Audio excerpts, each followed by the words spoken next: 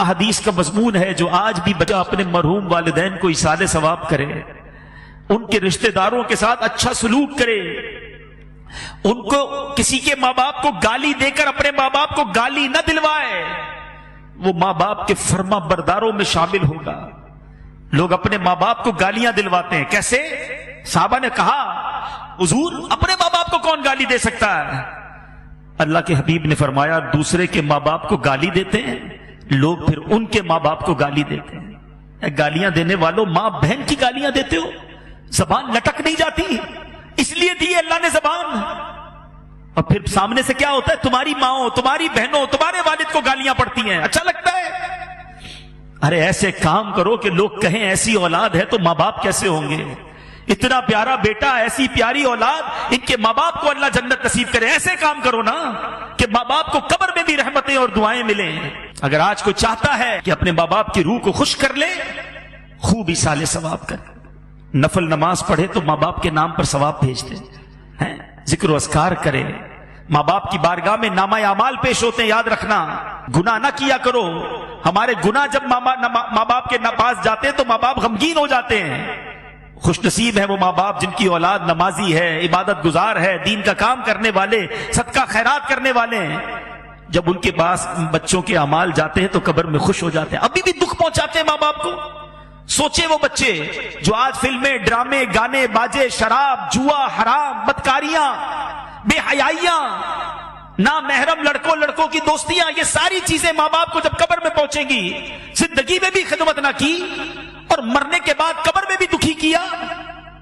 ارے انہیں راضی کرنا ہے تو ایسا کرو کہ روز ثواب پہنچے۔ میں مشورہ دیتا ہوں اللہ کی رحمت سے، جو بھی کہہ رہا ہوں یہ تحدیث نعمت اور جو بھی ہے یہ اپنی والدین ہی کی تربیت اور امیر اہل سنت کی تربیت کا صدقہ ہے۔ ہمارے پاس تو جو بھی ہے والدین کا ہے نا، یہ بھی ایک بات یاد رکھنا، جن کے ماں باپ حیات ہیں اور چلے جائیں، دونوں صورتوں میں ایک بات یاد رکھنا کہ آپ کے پاس اور میرے پاس جو کچھ ہے، پیسہ ہے، عزت ہے، شہرت ہے، مقام ہے، واٹ ایور، یہ سب کچھ ماں باپ کا ہے۔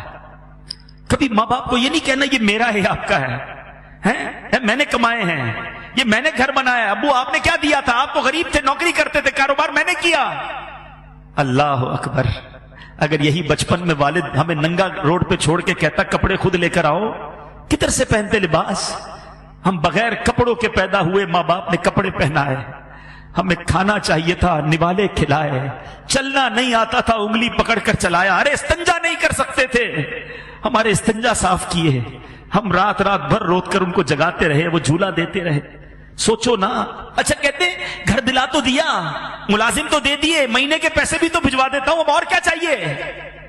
ارے ماں باپ کو یہ نہیں چاہیے، ماں باپ کو آپ چاہیے، ماں باپ کو بیٹا چاہیے، ماں باپ کو بیٹی چاہیے، اس کے دو میٹھے بول چاہیے، اس کا پیار چاہیے، اس کی محبت چاہیے۔ وہ پیسے کے لیے جیے کب تھے؟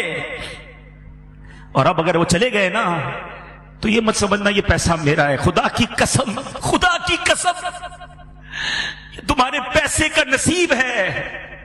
اگر تمہارا پیسہ ماں باپ کے لیے کسی جگہ استعمال ہو جائے، ماں باپ پر خرچ ہو جائے اور زندگی میں خرچ ہو جائے، تو خوش نصیب ہے وہ بچہ کہ کبھی ماں باپ کو کچھ لا کر کھلائے، کبھی ماں باپ کو کچھ اچھا پہنائے، کبھی ماں باپ کو کوئی تحفہ دے۔ اس سے زیادہ خوش نصیب کوئی نہیں ہے۔ ساری زندگی جنہوں نے مجھے پہنایا، جنہوں نے کھلایا، آج اللہ نے موقع دیا کہ میں ان کو کچھ پیش کر سکوں، اور اگر اس وقت نہ کر سکے، اللہ نے بعد میں مال دے دیا ہے، اللہ نے بعد میں نواز دیا ہے نا، تو آج کر لو نا، بھیجو نا ثواب انہیں، صدقہ کر کے، خیرات کر کے۔ مشورہ دیتا ہوں ماں باپ کے نام کی مسجد بناؤ، اللہ نے دیا ہے نا، اللہ بڑا کریم ہے، صرف ماں باپ کو ثواب نہیں ملے گا۔ اللہ کے حبیب فرماتے ہیں جو اللہ کے لیے مسجد بناتا ہے اللہ اس کے لیے جنت میں گھر بناتا ہے۔ ماں باپ کو بھی ثواب ملے گا، تمہیں بھی جنت میں گھر مل جائے گا۔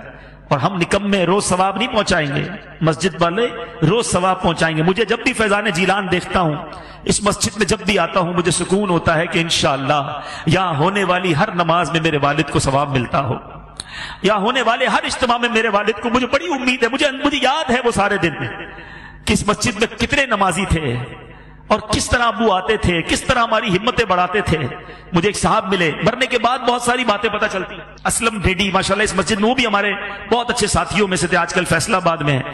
مجھے ان کا میسج آیا، کہتے عبدالحبیب بھائی یوں تو آپ کے والد صاحب کی بہت ساری یادیں ہیں، مگر ایک بار فیضان جیلان مسجد، جب یہاں گھر تھا، یہ مسجد گھر کے اندر تھی، تعمیر نہیں ہوئی تھی، چھوٹا سا ایک گھر تھا، تو کہتے اتنی بارش ہوئی کراچی میں کہ پانی بھر گیا، ساری رات بارش ہوتی رہی. کہتے میں بڑی کوشش کر کے پانی میں سمجھ لیں گاڑی بھی میری ڈوبنے لگی، بڑی مشکل سے، گھر تھوڑا دور تھا ان کا، میں فجر کی نماز کے لیے یہاں پہنچا، میں تھا، میرا ایک بیٹا ساتھ تھا یا 2 بچے ساتھ تھے. کہتے مسجد میں آیا، کوئی نہیں تھا سوائے آپ کے والد صاحب کے. یہ اب بتایا انہوں نے والد صاحب کے انتقال کے، بولا اکیلے آپ کے والد صاحب بیٹھے تھے اور انتظار کر رہے تھے کوئی نمازی آ جائے تو ہم جماعت سے فجر ادا کر لیں. تو اللہ تعالیٰ ان کو جنت الفردوس میں اعلیٰ مقام عطا. ابو کی تو اب یادیں ہی رہ گئی، مگر اب میں یہ چاہتا ہوں، ہماری تو وہ دولت چلی گئی. جس کے پاس ہے قدر کر لو، دعائیں لے لو. صلو علی الحبیب صلی اللہ تعالی علی محمد. مجھے اپنی اور ساری دنیا کے لوگوں کی اصلاح کی کوشش کرنی ہے.